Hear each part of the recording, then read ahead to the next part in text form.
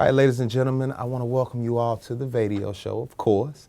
And I'm here with a beautiful organization of people called APAC. Now, first and foremost, I'm going to ask you, and whomever wants to answer can answer, how did APAC get started and what's it about?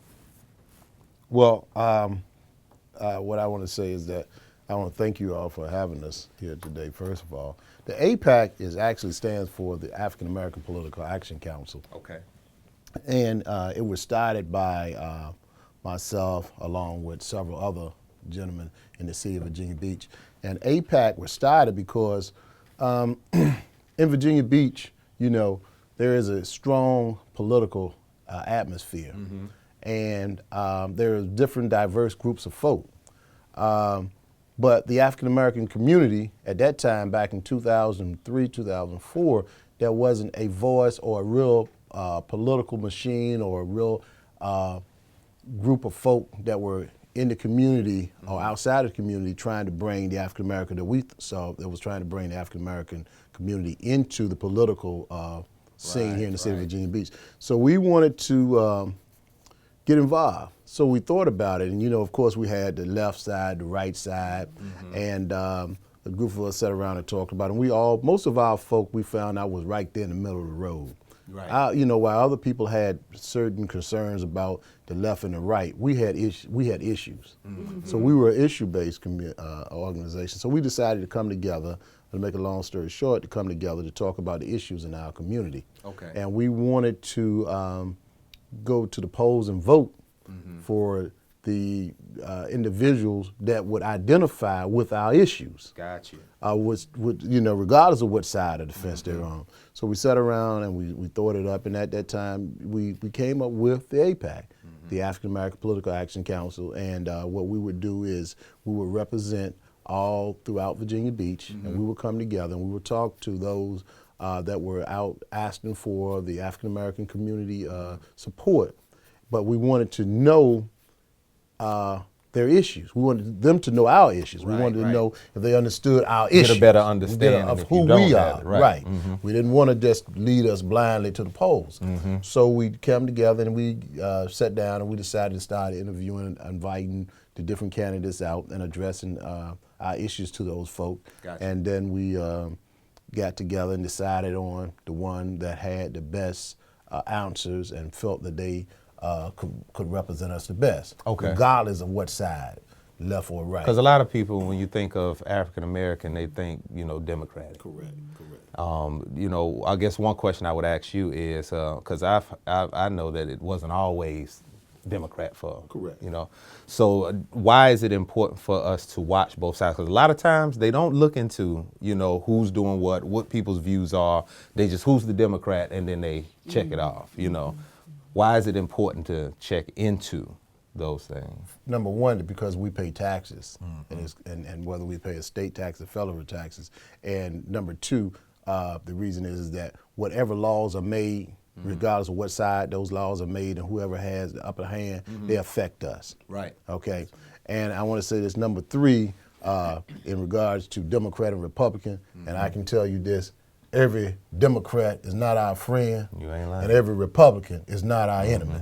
So we understood that, and we understand that today. So we're concerned about the issues that affect our family and our community, and that's not being selfish, that's being factual and mature. We pay taxes. So we came for. Correct. So that's where we are on that, and it's nothing other than, and it works out very well, because both sides and those in the middle have good points. Yeah. But it gives us an opportunity to actually have our say. Yeah. And have our input, and make sure that when it comes to our family and our community, that we're affected in a positive manner. So when our children and grandchildren come along, they have an avenue in which they can follow, hopefully the APAC, when it comes to making intelligent decisions. Yeah. So that's pretty much the nut in the shell with the APAC, and then we started to get involved. We don't do the piece of financial piece. We basically do organizing, mobilizing. We get out, we have our gold ballot, as you can see, and we put the names of folks on the ballot. We don't go out and we don't bully folk. What we do is we vet those candidates. And when the people come to the polls, those that support us, and we do have quite a bit of supporters and continues to grow, and they trust. You know, they trust us. And also that gives our folk an opportunity, if things don't work out the way, they can pick up the phone and say, hey, Mr. Wright, now that guy we got behind, what we gonna do with him? We got you know, we get an opportunity, and y'all can get them on the phone, and we can get them on the phone. Absolutely, because I've seen you talk to them. Right. Now this is basically the candidates that benefit our needs the most. Correct. Okay, correct. So you can kind of count on this gold ballot to know that these are the people who have went through a process and have been interviewed. They go through a questionnaire process. They turn it in at a deadline date, and then they have a face-to-face interview before a panel of citizens from a cross-section of the community. Okay. And I just want to say with Mr. Wright, you know, without people opening doors for you, and I want to say that publicly, there wouldn't be no access. So when people have access to things, they open doors for you. That's how I got to this place. And I want to thank him publicly. Because you're the founder. Yes, he's one of the founders. Yes, okay. And it was 6 other gentlemen besides himself that founded this organization in 2003. Yeah, 2003. Yeah, 2003. And I came on board in 2007. Okay. And I was given the helm in 2012. She's done a great job. Yes, and I want to say that we have really tried to make sure that we stayed along those nonpartisan views, because whoever gets in that seat, we have to deal with them. Yeah.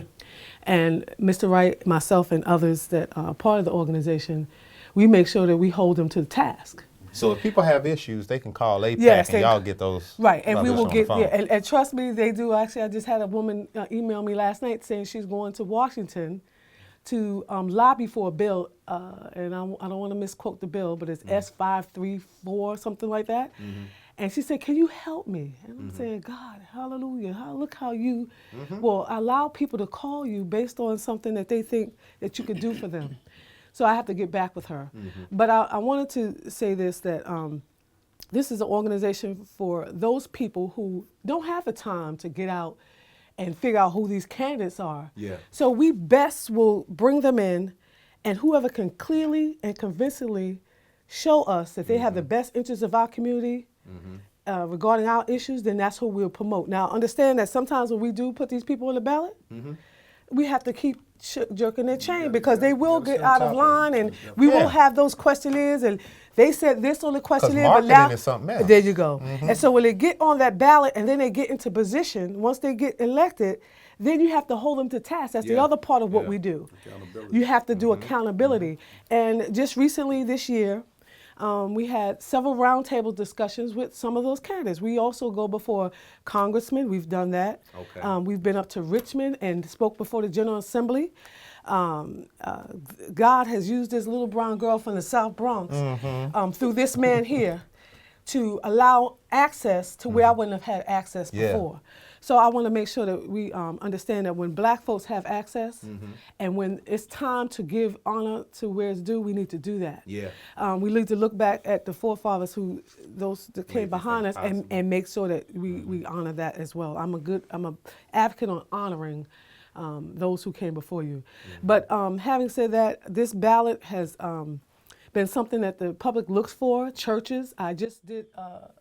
And this is at the polls. Yeah, this These is at will the be polls. at the polls. We have 28 precincts that we have identified as minority precincts under the APAC banner. And what we tell candidates, we don't necessarily work for you individually for your campaigns, but what we do, we work the precincts that we have identified, and then we get the mobilization and the manpower behind you based on what we've identified in those communities that they need this information. Because a lot of people don't know who to vote for. Right, you're correct. Right. They've been looking for Democrats and just voting. Exactly right. And what happens is, the young lady here just shared with me earlier that sometimes people go to the polls and say, eeny, meeny, miny, mo, and try to figure out who's who. But what they do now, as Mr. Vaughn can tell you, is they'll look for this ballot. And actually churches will say, when are you going to get us those ballots? I just spoke to a church this morning trying to get them mobilized to make sure that they are a partner with us this year. They asked to be a partner with us. They asked what it is that they needed from us, from them, for us to get this done. And I asked for their first their membership to sign up to do shifts, to get out to the polls for those 28 precincts. Transportation, mobilization, that means their vans. We need their vans. Good. And so I went this morning and had word this morning and also got to be able to put this forth and left some ballots for them. And we're going to do, through Mr. Jackson and Mr. Wright, we're going to do, we get bags together for those people who are going to work at those polls for us. We got ballots, we get refreshments in there so they're not out there. We don't put them out there, they'll have nothing to eat or nothing to drink. But we want to make sure that we take care of the people that are going to do this work for us, because this all is volunteer. Let me say that again. This is all volunteer on all our parts. And we give a lot of time, but we know we get a lot of reward back, not from what we're doing for man, but from the Father. So we want to make sure our grandchildren don't have to do the same struggling that we're doing right now. Mr. Wright, through the NAACP, which this organization was born out of the NAACP of Virginia Beach. And we only deal with the area of Virginia Beach. We don't get into other people's situations. You got to deal with your jurisdiction. We stay in our lane. We stay in our lane. And we do what we know to do to get the word out. And when he decided to do this with those 7 other gentlemen, they're strong businessmen in the community, they're prominent black men in the community. I want to make sure that's clear, because sometimes they don't think we have those in our community. We got some big power hitters behind us. And over the years, you see more and more people gravitating. What are y'all doing? Why? Oh, I didn't know you were doing that. And so the more we get grassroots, because I want to understand that, I want everybody to understand this is a grassroots organization, and we stay in that mode because we want to stay connected to people. We want them to know that we haven't got so far that we're up here. And I mean, you need the people to make these things happen. Absolutely. There can't be votes without the people. There you go. And the people, and that's what I want to get into next, is the people don't understand the importance of this vote that's coming in November 3rd. Because a lot of people, they jump on the bandwagon for the presidential vote. Could y'all explain why it's important to get out there now and vote? As always, but especially now. Right, because when, like you just alluded to, those non-presidential elections are very important, because locally is where we're affected. The delegate seats and the state senate seats, city council seats, school board seats, we've interviewed them all. And in this particular case, we're dealing with the state senate seats race and the delegate seat race. And so it's important because those things directly affect us. The Dillon rule, because we have that Dillon rule that the city council can't do anything until Richmond says it's okay for them to do it.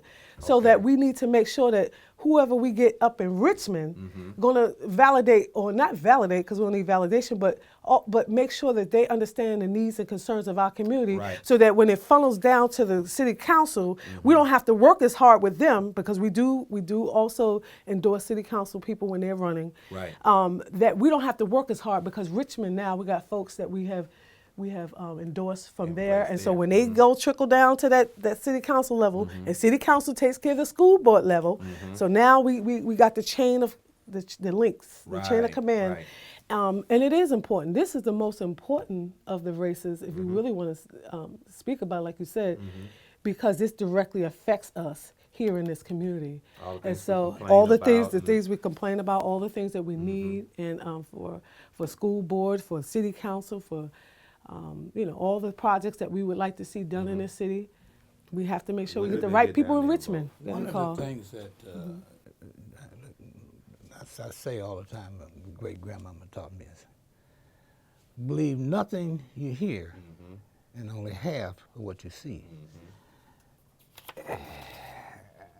I'm not just dependent upon what this person says to me. You're right. Or what they show me during campaign season. I want to go beyond what those words are. And so, and I think both Carl and Venus talked and addressed that, is that we double bank. We give them this questionnaire. All of us then look at the answers on those questionnaires individually. I'm not dependent upon how she sees it or how he sees it. I'm saying, to me, knowing what I know in the community, how it's affected me and my family, I'm looking at the answers that they've written there, okay?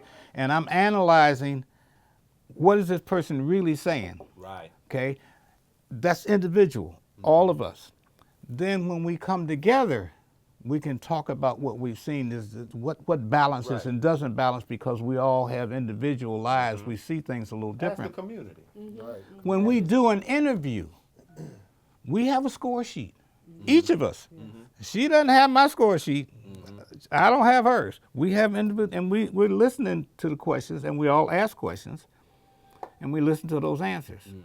And how does that affect this? Yeah. And is this person here? Is this? And we look at those things so that we know what sense this original answer they gave, what sense does the answer they're giving now, how do they match up, and where does it fit here? Y'all backing each other up. So we back each other up. Then we can come together and tally all those and say, yeah, with this tally, is this what we want to do? And we may even have a further conversation, because it's important to get this right, because we're going to the community and saying, trust us that we have vetted these people, and we believe, thoroughly, we believe that this will be the best person to take care of the needs of our community. And what the tagline that I came up with was for the community, by the community, because we sincerely want this to be about. That's why I invited different people to the table, so you can't say only a certain group of people in the community No type of got together, favoritism going right, on. and did this ballot. And just to piggyback on what Mr. Jackson said, just to make it clear, I don't score anybody. I don't get in the process. I'm there to make sure to facilitate, because I'm out in the public meeting these candidates on various venues. I don't want to say that, oh, well, she was here, she was there, and then she, can come in and influence who's at the table. What I do is I make it very clear that I don't get involved in the scoring. As Mr. Jackson said, I sent out those questionnaire responses to everyone that has been chosen to sit on that panel for that particular candidate or race, and then I allow them to review it. Then there's, like he said, there's a score sheet, and then they go through the scoring, and then we get together and we tally the scores, and then we have our conversation. But I want to make it clear that I because I'm in the public face a lot of the times representing the organization, I don't want to say that, oh, she's here, she's there, she's that, and then I get an influence based on what I know, based on how I'm out here. So I defer, and I will interject only when there's an issue with them making the decision, or if there's an issue with a candidate's saying something that I may be able to add to the process. But other than that, I let for the community, by the community, really speak, so that this ballot will represent the community's vote on what we're doing. So November 3rd is the day. Yes, November 3rd, Everybody Tuesday, needs to November get out 3rd. there. Everybody Tuesday. needs to get out That's to vote. the most important part. And look for these. Yes, and look for those. And no matter whom, we said we just want you to exercise your precious right to vote. It was hard fought. Bloodshed was done for it, and we need to make sure. This is only a sample ballot. This is a recommendation, but obviously anybody can go into that polling booth and do as their heart leads them to do. But if you don't know, we got some names for you. Let me say this Got some too, names because I for know you. it says we're the African American Political Action Council. But let me say something about our community. Whenever there are issues, and the issues we vote on, the issues that affect us, they benefit everybody. That's right. Right. Amen. See, I mean, I want you to understand that just Because because we all live in these because we communities. all live We in all these live here. communities. When we And work a lot of together. folks think it says African American, but because of the issues, a lot of folks are having issues with health care. Yes. A lot of folks are having issues with jobs. A lot of folks, different communities have issues with education. They have all the same issues. So the thing here is that we want to understand that we're an issue-based organization, and it's not a matter of necessarily black, white, red, or brown. They're issues. Issues They're that make issues. sense to So make we our want community everybody to take these ballots. If you're in a community and you have issues that are affecting your community, your family, we would like everybody to take these ballots. But we definitely started because we wanted the African American community to understand that they needed to be involved in the political process. Okay. And I do see that happening now. So. Well, you've got a good group of people here who've taken their time and energy, and they volunteered to do this for you, for our community. And they've looked over these guys very thoroughly to make sure that they was the proper fit for our community. So Look for these at the polls. Get to the polls. We don't want to hear you complaining if you don't go vote, okay? So I want to thank AIPAC and everything that you all do, all right? Because it's all about progress. Progress is the process. And thank y'all for having me. Yes, thank you. Yes, Thank you sir. for coming. Yeah. This is the VAdio Show. This is Trevor Lucas. Get to the polls.